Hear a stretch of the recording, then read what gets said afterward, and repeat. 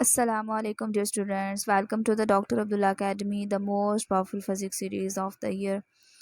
इस लेक्चर में जो हमारा टॉपिक है वो है scientific base of technologies and engineering.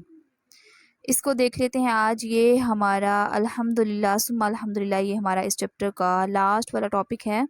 तो चलिए इसको थॉरोली हम रीड कर लेते हैं। बिस्मिल्लाहिर्रहमानिर्रहीम। साइंस और to be more specific physics plays a vital role being the core of each invention based on physical laws and principles। यहाँ पर स्टूडेंट्स कहा जा रहा है कि साइंस जो है या ख़ास तौर पर जो फिज़िक्स है हर इजाद की या जो भी इन्वेंशन होती है, कोई भी चीज़ न्यू इजाद होती है उसकी आप यूँ ही समझ लें कि एक बुनियाद है। यानी उसका जो मेन चीज़ है वो उसकी फ़िज़िक्स जो है वो उसकी बुनियाद है, जो भी चीज़ नई इजाद होती है।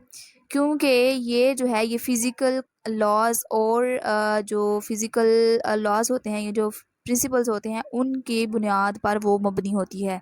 जो भी कोई नई जो इजाद होती है वो लॉज़ और कवानीन पर मुश्तमिल होती है, और फिज़िकल लॉज़ एंड जो प्रिंसिपल्स होते हैं ये फ़िज़िक्स के अंदर ही मौजूद होते हैं।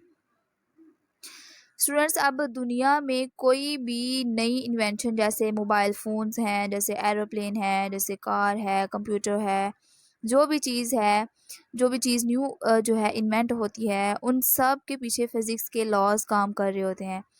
फ़िज़िक्स वो सब्जेक्ट है जो हमें नेचुरल फोर्सेस जैसा heat, energy, motion, magnetism, light and electricity को समझने में हमें प्रॉपर हेल्प कर रहा होता है। तो इसीलिए कहा जाता है कि जो फ़िज़िक्स है वो हर इन्वेंशन का कोर है, हर इन्वेंशन का दिल है, हर इन्वेंशन का जो मेन पीछे बेसिक वजह है वो क्या है, फ़िज़िक्स है। क्योंकि फ़िज़िक्स के अंदर ही ऐसे लॉज़ और ऐसे प्रिंसिपल्स मौजूद होते हैं जो इन इन्वेंशंस की वजह बनते हैं। आगे देखते हैं। टेक्नोलॉजी रेफर्स, यहाँ पे टेक्नोलॉजी की डेफिनेशन को बताया गया है, इसको हाईलाइट कर लीजिए।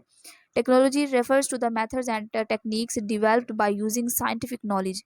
कि जो टेक्नोलॉजी है वो उन मेथड्स को या उन टेक्निक्स को कहा जाता है जो कि साइंटिफिक नॉलेज को इस्तेमाल करके तैयार की जाती हैं। यानी ऐसी चीज़ें, ऐसे मेथड्स हो सकती हैं और ऐसी टेक्निक्स हो सकती हैं, ऐसे तरीके हो सकते हैं जिनको हम डेवलप करते हैं साइंसी इल्म को यूज़ करते हुए।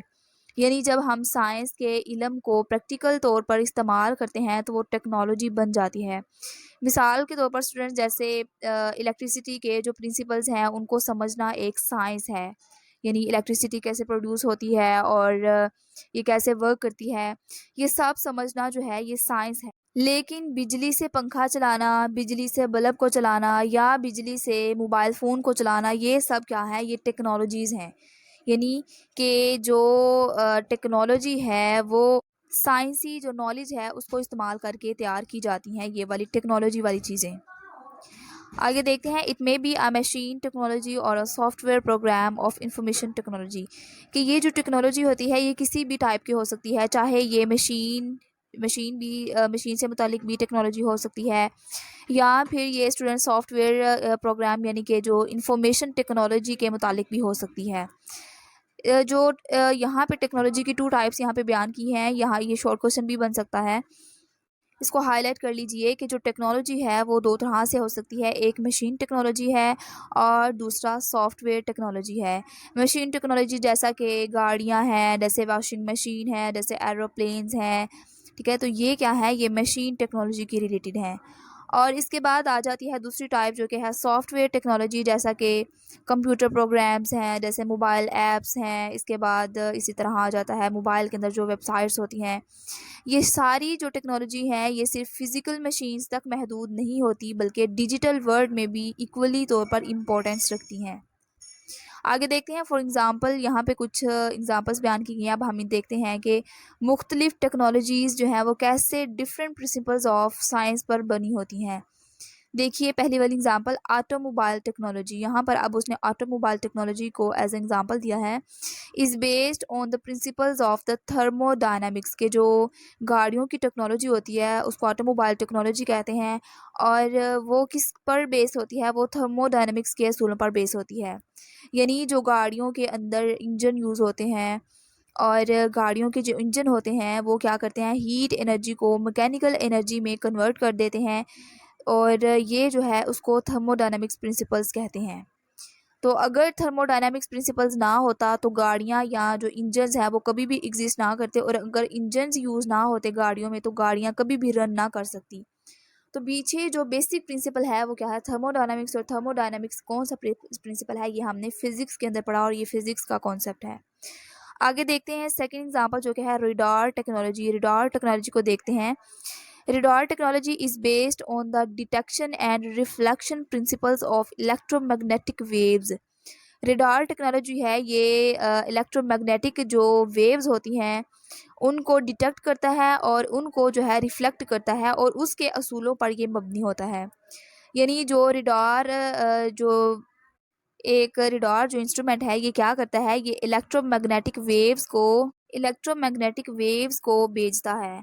और अब वो जो इलेक्ट्रोमैग्नेटिक वेव्स हैं वो किसी ऑब्जेक्ट के साथ टकरा कर रिफ्लेक्शन की वजह से वापस आती हैं। यानी रिफ्लेक्शन का मतलब होता है टकरा कर या बिल्कुल वापस मुड़ आना।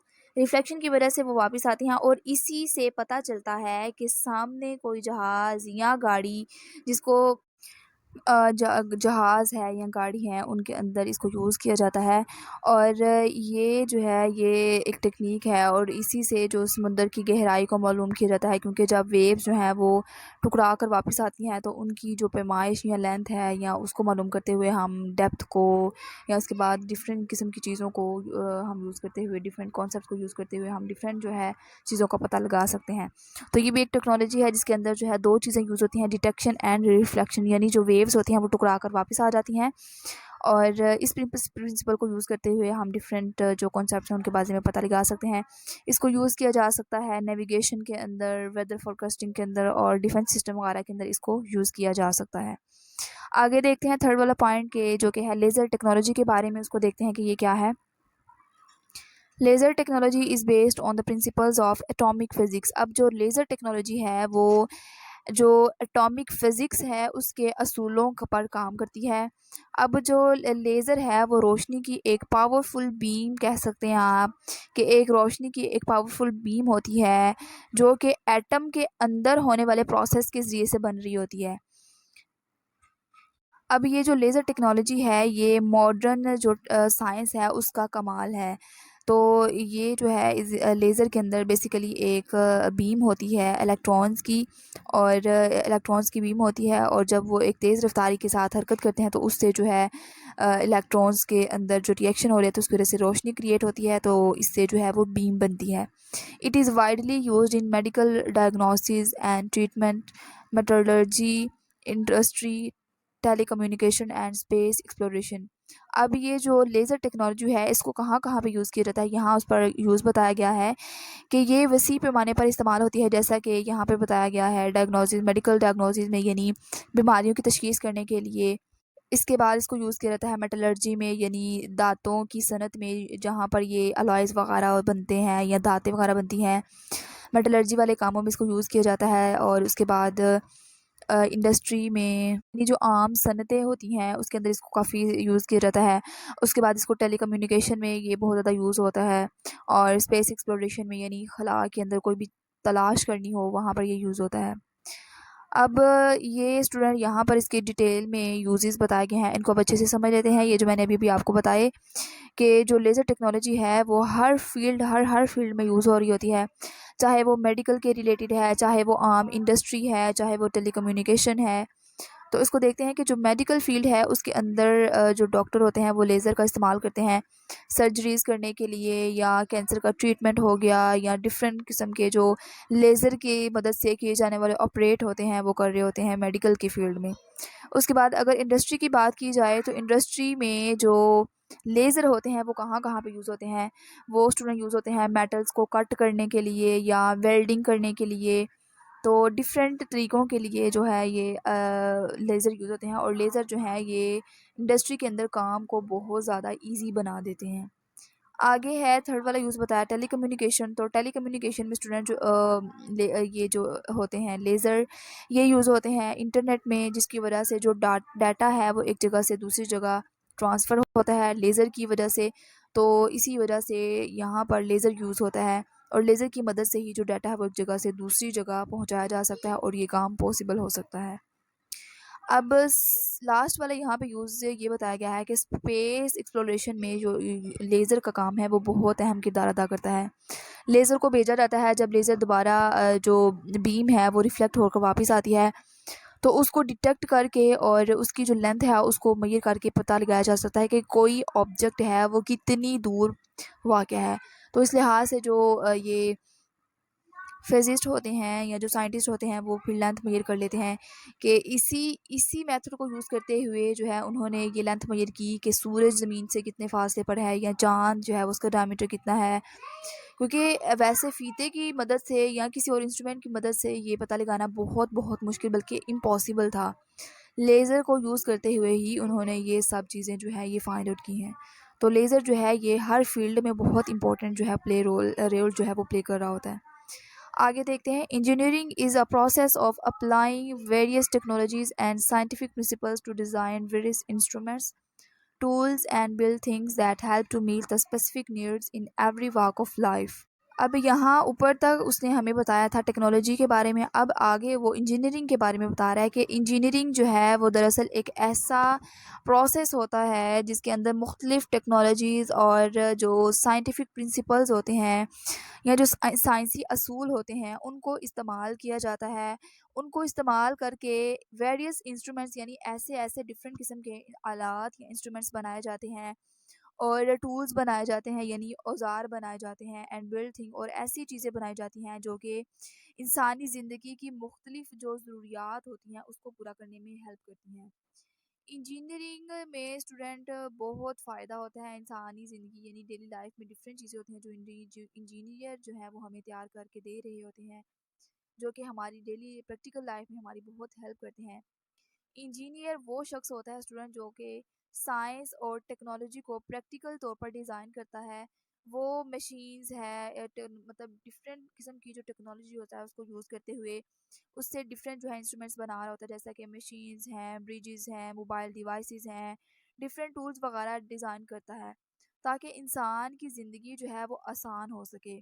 सो इंजीनियरिंग जो है वो बेसिकली साइंस के एक्शन के रिलेटेड होती है, और ये टोटली जो है टेक्नोलॉजी के साथ लिंक होती है, और इंजीनियरिंग जो है वो इंजीनियर्स ने हमारी ज़िंदगी को बहुत बहुत बहुत इजी बना दिया है। आगे देखते हैं, engineers also consider factors like cost effectiveness and safety major when designing various products. कि जो इंजीनियर्स जब कोई प्रोडक्ट तैयार कर रहे होते हैं, कोई न्यू जो है वो इजाद करने जा रहे होते हैं, तो क्योंकि वो चीज़ पहले किसी ने ना बनाई ना टेस्ट की, तो उसके लिए जो है वो एक रिस्क भी होता है। तो इसके लिए जो है वो कॉस्ट इफ़ेक्टिवनेस को भी बर्दाश्त करते हैं, यानी जितनी भी कीमत आए उसको जो है वो बेयर करते हैं। और फिर उसके बाद जो डिफरेंट और भी एस्पेक्ट्स आ सकते हैं, जैसा कि यहाँ पे बताया गया है कि सेफ्टी मेजरमेंट्स यानी कि सेफ्टी के जो है वो मेजरमेंट्स का ख्याल रखना, और डिफरेंट इस तरह के जो एस्पेक्ट्स होते हैं उनको मद्देनज़र रखा जाता है। तो इंजीनियरिंग जो है वो सिर्फ़ इस चीज़ का नाम नहीं बल्कि कि आप डिफरेंट चीज़ों को डिज़ाइन कर लें, बल्कि प्रोडक्ट को डिज़ाइन करते हुए ये भी देखना पड़ता है कि वो जो प्रोडक्ट है वो लोगों के लिए कितनी अफोर्डेबल है, और वो चीज़ जो बिल्ड की जा रही है या जो चीज़ बनाई जा रही है वो लोगों के लिए सेफ़ली उसको उसको यूज़ करना जो है वो सेफ़ भी है या नहीं, यानी उससे किसी को यूज़ करते हुए उस प्रोडक्ट को नुकसान हो रहा है, या जो है ये एक सेफ़ ज़ोन में रहते हुए इंसान उसको यूज़ कर सकता है या नहीं। और 2 एस्पेक्ट्स या डिफरेंट एस्पेक्ट्स यहाँ पे देखे जाते हैं कि वो जो प्रोडक्ट है वो लोगों के लिए अफोर्डेबल है या नहीं। क्या सब लोग उसको ख़रीद सकते हैं या उसकी कॉस्ट बहुत ज़्यादा है। तो इसलिए प्रोडक्ट की जो कॉस्ट होती है वो ना इतनी हाई रखी जाती है और ना ही इतनी लो रखी जाती है, बल्कि एक जो है मॉडरेट रेट पर इसको सेट किया जाता है ताकि सभी लोग जो हैं वो इसको ख़रीद सकें, उसको बाय कर सकें। और फिर उसके बाद उसकी सेफ्टी का भी जो है वो बहुत ख्याल रखा जाता है ताकि लोग उसको विदाउट एनी रिस्क जो है वो उसको अच्छे से इस्तेमाल कर सकें। मिसाल के तौर पर स्टूडेंट जो पुल है, पुल को बनाते वक्त तो जो इंजीनियर होते हैं वो ये देखते हैं कि वो कम खर्चे में, यानी उसके ऊपर ज़्यादा खर्चा भी ना आए, और अब कम खर्चे में पुल बने और ज़्यादा मज़बूत बने और महफूज बने, ताकि वो ज़्यादा वज़न की वजह से ख़राब ना हो जाए या कहीं गिर ना जाए। तो ये डिफरेंट एस्पेक्ट्स हैं जो है मद्देनज़र रखे जाते हैं। आगे देखते हैं, यहाँ पर कुछ एग्जांपल्स दी हैं कि अब देखते हैं कि हम जो इंजीनियरिंग होते हैं वो सॉरी जो प्रैक्टिकल इंजीनियरिंग ये होती है उसके डिफरेंट एग्जांपल है, उसको हम देखते रहे हैं यहाँ पर। पहली एग्जांपल है स्टूडेंट यहाँ पर सिविल इंजीनियर की, इसको देख लेते हैं। A civil engineer designs a bridge that can withstand strong winds, earthquakes, intense weather condition and heavy traffic. पहली जो टाइप है यहाँ पर वो है सिविल इंजीनियर। अब सिविल इंजीनियर जो है वो एक ऐसा इंसान होता है जो कि डिफरेंट जो मटेरियल को यूज़ करते हुए ब्रिज बना रहा होता है, यानी एक ऐसा पुल डिज़ाइन करता है जो कि यहाँ पे बताया जा रहा है कि विदस्टैंड स्ट्रॉन्ग विंड्स, यानी तेज़ हवा चले तो वो अपनी जगह से हिले जुले ना खड़ा रहे, यानी ऐसा मजबूत होना चाहिए। और अर्थक्वेक यानी ज़लज़ला आए या इंटेंस वेदर कंडीशन यानी बहुत शदीद वेदर कंडीशन भी हो, फिर भी जो है उसको बर्दाश्त कर सके, ऐसा पुल बनाते हैं। और हैवी ट्रैफिक यानी अगर भारी ट्रैफिक भी हो, चले उसके ऊपर बहुत ज़्यादा ट्रैफिक चले, फिर भी जो ब्रिज है वो ढह ना जाए बल्कि अपनी पोजीशन पर खड़ा रहे। अब जो स्टूडेंट्स सिविल इंजीनियर साइंस जो है और सिविल इंजीनियर होते हैं वो साइंस और मैथमेटिक्स का जो नॉलेज होता है उसको अप्लाई करके पुल तैयार करते हैं। और जो पुल को बनाते वक्त इस बात को इंश्योर किया जाता है कि चाहे वो हैवी ट्रैफिक आए, रोज़ाना उस पर इतने इतने जो है टनों के भी अगर ट्रक चले या इतनी ट्रैफिक भी हो तो फिर भी जो है पुल जो है उसको कोई भी नुकसान ना हो, या कोई ज़लज़ला वगैरह आए, नेचुरल डिज़ास्टर हो जाए और वेदर कंडीशन बहुत ज़्यादा इंटेंस हो तो फिर भी जो पुल है या जो ब्रिज है वो डैमेज ना हो सके। अब ये एग्ज़ाम्पल हमें बताती है कि जो जो इंजीनियरिंग है वो साइंस और टेक्नोलॉजी और सेफ्टी का मजमुआ होती है, यानी उसके अंदर साइंस को भी यूज़ किया जाता है, उसके अंदर टेक्नोलॉजी को भी यूज़ किया जाता है और उसके अंदर सेफ्टी का भी बहुत ख्याल रखा जाता है और उसके अंदर कॉस्ट इफेक्टिवनेस को भी देखा जाता है। आगे स्टूडेंट यहाँ पर सेकंड पॉइंट को देख लेते हैं। सेकंड एग्जांपल है सॉफ्टवेयर इंजीनियर। पीछे हमने सिविल इंजीनियर पढ़ा, अब पढ़ते हैं सॉफ्टवेयर इंजीनियर के। सॉफ्टवेयर इंजीनियर क्या होता है और इसके अंदर क्या किया जाता है इस इंजीनियरिंग के टाइप के अंदर। A software engineer design the user friendly application of a smartphone.